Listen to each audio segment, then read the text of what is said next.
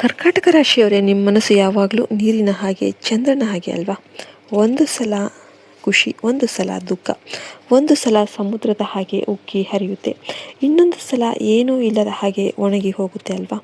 ನಿಮ್ಮ ಮನಸ್ಸನ್ನು ಅರ್ಥ ಮಾಡ್ಕೊಳ್ಳೋದು ನಿಮಗೆ ಕಷ್ಟ ಅಲ್ವಾ? ಕರ್ಕಾಟಕ ಅಂದರೆ ಏಡಿ, ಅದರ ಅಧಿಪತಿ ಚಂದ್ರ. ಚಂದ್ರನ ಮಕ್ಕಳಾದ ನೀವು ಹುಟ್ಟುವಾಗಲೇ ಅಮ್ಮನ ಗುಣ, ಪ್ರೀತಿ, ಕರುಣೆ, ಭಾವನೆ, ಕುಟುಂಬದ ಮೇಲಿನ ವ್ಯಾಮೋಹ ಇಟ್ಟುಕೊಂಡು ಹುಟ್ಟಿರ್ತೀರಿ. ನಿಮ್ಮ ಪ್ರಪಂಚ ಅಂದರೆ ನಿಮ್ಮ ಮನೆ, ನಿಮ್ಮ ತಾಯಿ, ನಿಮ್ಮ ಮಕ್ಕಳು, ನಿಮ್ಮ ಸಂಗಾತಿ. ಅವರಿಗೋಸ್ಕರ ನೀವು ಪ್ರಾಣವನ್ನೇ ಕೂಡ ಕೊಡ್ತೀರಿ. ಯಾರೇ ಏನೇ ಅಂದರೂ ಕೂಡ ಮನೆಗೆ ಬಂದು ಬಾಗಿಲು ಹಾಕಿಕೊಂಡು ಅಳ್ತೀರಿ, ಆದರೆ ಹೊರಗೆ ನಗ್ತೀರಿ. ಆದರೆ ಈ ಭಾವುಕತೆಗೆ ನೀವು ತುಂಬ ನೊಂದಿದ್ದೀರಿ ಅಂತ ಅರ್ಥ ಅಲ್ವಾ? ನೀವು ಎಲ್ಲರನ್ನು ಕೂಡ ನಿಮ್ಮ ಮನೆಯವರ ಹಾಗೆ ನೋಡಿದರೆ ಜನ ನಿಮ್ಮನ್ನು ಹೊರಗಿನವರ ಹಾಗೆ ನೋಡ್ತಾರೆ. ನೀವು ಮನೆಗೋಸ್ಕರ, ಮಕ್ಕಳಿಗೋಸ್ಕರ ನಿಮ್ಮ ಕನಸನ್ನೇ ಬಲಿ ಕೊಟ್ಟಿದ್ದೀರಿ. ಆದರೂ ಮನೆಯಲ್ಲೇ ನಿಮ್ಮ ಮಾತಿಗೆ ಬೆಲೆ ಇಲ್ಲ ಅಲ್ವಾ? ನಿಮ್ಮ ತ್ಯಾಗ ಯಾರಿಗೂ ಕಾಣಿಸ್ತಾ ಇಲ್ಲ ಅಲ್ವಾ? ರಾತ್ರಿ ಎಲ್ಲರೂ ಮಲಗಿದ ಮೇಲೆ ಅಡುಗೆ ಮನೆಯಲ್ಲಿ ಒಬ್ಬರೇ ಕೂತು ನನ್ನ ಕಷ್ಟ ಯಾರಿಗೆ ಗೊತ್ತು, ನಾನು ಇಷ್ಟು ಮಾಡಿದರೂ ಕೂಡ ನನಗೆ ಯಾಕೆ ಈ ಶಿಕ್ಷೆ ಅಂತ ಕಣ್ಣೀರು ಹಾಕಿದ್ದೀರಿ ಅಲ್ವಾ? ಆ ಕಣ್ಣೀರು ಹಾಕಬೇಕಾದಾಗ ಒಂದು ಸತ್ಯವನ್ನು ಕಿವಿಯಲ್ಲಿ ಇಟ್ಕೊಳ್ಳಿ ಕರ್ಕಾಟಕ ರಾಶಿಯವರೇ. ಒಂದು ಆತ್ಮ, ಒಂದು ಮಾತೃಶಕ್ತಿ, ಒಂದು ದೈವಶಕ್ತಿ ನಿಮ್ಮನ್ನು ಒಂದು ಕ್ಷಣವೂ ಕೂಡ ಬಿಟ್ಟಿಲ್ಲ. ಪ್ರತಿ ಕ್ಷಣ ಕೂಡ ನಿಮ್ಮನ್ನು ಮಗುವಿನ ಹಾಗೆ ಕಾಯ್ತಾ ಇದೆ. ಕರ್ಕಾಟಕ ರಾಶಿ ಅಂದರೆ ಜಲತತ್ವ, ಚರ ರಾಶಿ, 4ನೇ ರಾಶಿ. ಜ್ಯೋತಿಷ್ಯದಲ್ಲಿ 4ನೇ ರಾಶಿ ಅಂದರೆ ತಾಯಿ, ಮನೆ, ಮನಸ್ಸು, ನೆಮ್ಮದಿಯ ರಾಶಿ. ನೀವು ಮನೆ ಕಟ್ಟುವವರು, ಮನಸ್ಸು ಕಟ್ಟುವವರು. ಜನ ನಿಮಗೆ ತುಂಬ ಭಾವುಕ, ಅಳುಕು, ಮೂಡಿ ಅಂತ ಕರೀತಾರೆ. ಆದರೆ ನಿಮ್ಮ ಹೃದಯದಲ್ಲಿ ಎಷ್ಟು ದೊಡ್ಡ ಸಾಗರ ಇದೆ ಅಂತ ಅವರಿಗೆ ಗೊತ್ತಿಲ್ಲ. ನೀವು ಕೋಪ ಮಾಡಿಕೊಂಡು ಏಡಿ ಹಾಗೆ ಚಿಪ್ಪಿನೊಳಗೆ ಸೇರಿಕೊಳ್ತೀರಿ, ಆದರೆ ಒಳಗೆ ಕರಗಿ ಹೋಗ್ತೀರಿ. ಜ್ಯೋತಿಷ್ಯದಲ್ಲಿ ಇದಕ್ಕೆ ಚಂದ್ರಬಲ, ಮಾತೃರಕ್ಷಣೆ, ಅನ್ನಪೂರ್ಣೆಯ ಆಶೀರ್ವಾದ ಅಂತ ಕರೀತಾರೆ.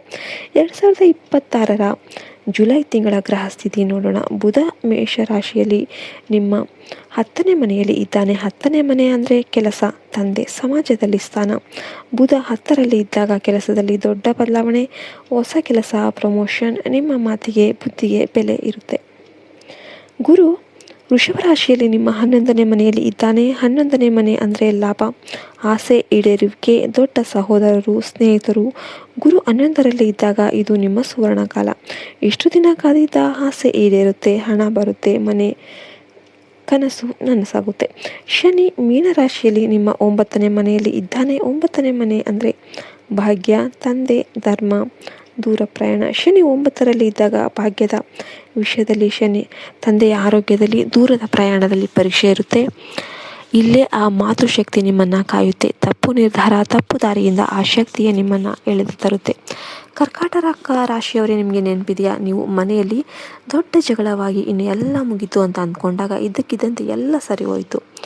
ದುಡ್ಡು ಇಲ್ಲ, ಮನೆ ಕಟ್ಟೋದು ಹೇಗೆ ಅಂತ ಚಿಂತೆ ಮಾಡಬೇಕಾದಾಗ ಎಲ್ಲಿಂದಲೂ ಸಹಾಯ ಬಂದು ಮನೆ ಕಟ್ಟಿತು.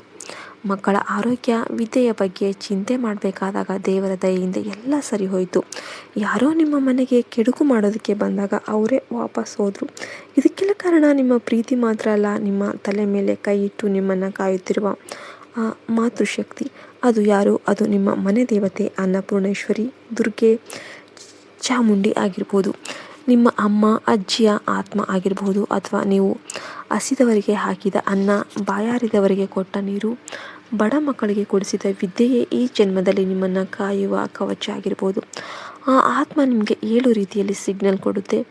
ಮೊದಲೇದು, ಏನೋ ಕೆಟ್ಟದ್ದು ನಡೆಯಲಿದೆ ಅನಿಸಿದಾಗ ನಿಮ್ಮ ಎದೆ ಭಾರವಾಗುತ್ತೆ, ಎದೆ ಬಡಿತ ಜಾಸ್ತಿ ಆಗುತ್ತೆ, ಅಳಬೇಕು ಅಂತ ಅನಿಸುತ್ತೆ. ಹಾಲು, ನೀರು ಕಂಡರೂ ಕೂಡ ತಳಮಳ ಆಗುತ್ತೆ. ದೇಹವೇ ನಿಮಗೆ ಎಚ್ಚರಿಕೆ ಕೊಡುತ್ತೆ. ಕರ್ಕಾಟಕ ಅಂದರೆ ಎದೆ, ಹೊಟ್ಟೆಯ ರಾಶಿ. 2ನೇದು, ನಿಮಗೆ ಪದೇ ಪದೇ ಬಿಳಿ ಬಣ್ಣ, ಚಂದ್ರ, ಸಮುದ್ರ, ಮುತ್ತು, ಅಮ್ಮ, ಹಸು, ಅನ್ನ ಕಾಣಿಸುತ್ತೆ. ಕನಸಲ್ಲಿ ಅಮ್ಮ, ಮನೆ, ನೀರು, ಬಿಳಿ ಹೂವು ಕಾಣಿಸುತ್ತೆ. ಅದು ಚಂದ್ರನ ಸಹಿ. 3ನೇದು, ನೀವು ಅಳುತ್ತಾ ಕೂತಾಗ ಯಾರೋ ತಾಯಿಯ ರೂಪದಲ್ಲಿ ಬಂದು, ಮಗು ಏನೂ ಹೆದರಬೇಡ, ನಾನಿದ್ದೀನಿ ಅಂತ ಧೈರ್ಯ ಕೊಡ್ತಾರೆ. ಆ ವ್ಯಕ್ತಿ ರೂಪದಲ್ಲಿ ಬಂದಿರುವ ಆ ದೈವಶಕ್ತಿ. 4ನೇದು, ಕನಸಲ್ಲಿ ಅಮ್ಮ, ಅಜ್ಜಿ, ದೇವಸ್ಥಾನದ ಪ್ರಸಾದ, ಹಾಲು, ಅನ್ನ ಕಂಡ್ರೆ ಅದು ರಕ್ಷಣೆಯ ಸಂಕೇತ. 5ನೇದು, ನೀವು ಈ ಹಿಂದೆ ಅನ್ನದಾನ ಮಾಡಿದ ಸ್ಥಳದಿಂದ ನೀವು ಸಹಾಯ ಮಾಡಿದ ತಾಯಿಯಿಂದ ಮಹಿಳೆಯಿಂದ ನಿಮಗೆ ಆಪತ್ಕಾಲದಲ್ಲಿ ಸಹಾಯ ಬರುತ್ತೆ. 6ನೇಯದು ಆರೋಗ್ಯ ಕೆಟ್ಟಾಗ ತಾಯಿಯ ಕೈ ಅಡುಗೆ, ತಾಯಿಯ ಮಂತ್ರ, ಸರಿಯಾದ ಔಷಧಿ ತಾನಾಗಿಯೇ ಸಿಗುತ್ತೆ. 7ನೇಯದು ನಿಮಗೆ ನಿಮ್ಮ ಮನೆಗೆ ಕೆಡುಕು ಬಯಸಿದವರು, ನಿಮ್ಮ ಮಕ್ಕಳಿಗೆ ಕೆಟ್ಟದ್ದು ಮಾಡಿದವರು, ಅವರ ಮನೆಯಲ್ಲೇ ಜಗಳವಾಗಿ ಅವರೇ ನಾಶ ಆಗ್ತಾರೆ. ನೀವು ಏನು ಮಾಡಬೇಕಂತ ಏನಿಲ್ಲ. ಕರ್ಕಾಟಕ ರಾಶಿ ಅಂದರೆ ಎದೆ, ಹೊಟ್ಟೆ, ಮನಸ್ಸು. ನೀವು ಟೆನ್ಷನ್ ಮಾಡಿಕೊಂಡ್ರೆ ಮೊದಲು ಎದೆ ನೋವು, ಗ್ಯಾಸ್ಟ್ರಿಕ್, ಅಳುವುದು ಬರುತ್ತೆ. ಹಾಗಾಗಿ ಆ ಆತ್ಮ ನಿಮ್ಮ ಆರೋಗ್ಯವನ್ನು ಕಾಯುತ್ತೆ. ಇನ್ನು ಪರಿಹಾರ ಕೇಳಿ. ಬೆಳಿಗ್ಗೆ ಎದ್ದು ನನ್ನ ಮನಸ್ಸಲ್ಲಿ ಶಾಂತವಾಗಿರಲಿ, ನನ್ನ ಮನೆ ನೆಮ್ಮದಿಯಾಗಿರಲಿ ಅಂತ ಹೇಳಿಕೊಳ್ಳಿ. ಪ್ರತಿ ಸೋಮವಾರ ಓಂ ಸೋಮಾಯ ನಮಃ ಅಂತ 27 ಸಲ ಜಪ ಮಾಡಿ. ಸೋಮವಾರದ ದಿನ ಅಕ್ಕಿ, ಹಾಲು, ಬೆಳ್ಳಿ, ಬಿಳಿ ಬಟ್ಟೆಯನ್ನು ದಾನ ಮಾಡಿ. ತಾಯಿ ಸಮಾನ ಮಹಿಳೆಗೆ ಗೌರವ ಕೊಡಿ. ಅವರ ಕಾಲಿಗೆ ನಮಸ್ಕಾರ ಮಾಡಿ. ಬಡವರಿಗೆ ಅನ್ನದಾನ ಮಾಡಿ. ಇದು ನಿಮಗೆ ದೊಡ್ಡ ರಕ್ಷಾ ಕವಚ. ರಾತ್ರಿ ಮಲಗುವ ಮೊದಲು 1 ಲೋಟ ನೀರನ್ನು ಚಂದ್ರನ ಬೆಳಕಲ್ಲಿ ಇಟ್ಟು ಬೆಳಿಗ್ಗೆ ಆ ನೀರನ್ನು ಕುಡಿರಿ. ನಿಮ್ಮ ಮನಸ್ಸು ಶಾಂತವಾಗುತ್ತೆ. ಕರ್ಕಾಟಕ ರಾಶಿಯವರೇ, ನಿಮ್ಮ ರಕ್ಷಾ ಕವಚ ಪ್ರೀತಿಯಲ್ಲಿದೆ, ಅನ್ನದಾನದಲ್ಲಿದೆ, ಕ್ಷಮೆಯಲ್ಲಿದೆ. ಎಲ್ಲವನ್ನ ಮನಸ್ಸಲ್ಲಿ ಇಟ್ಕೋಬೇಡಿ, ಕ್ಷಮಿಸಿಬಿಡಿ. ಮುಂದಿನ 6 ತಿಂಗಳು ನಿಮ್ಮದು ಲಾಭದ ಕಾಲ. 11ನೇ ಮನೆಯ ಗುರು ನಿಮ್ಮ ಎಲ್ಲ ಆಸೆಗಳನ್ನು ಈಡೇರಿಸ್ತಾನೆ.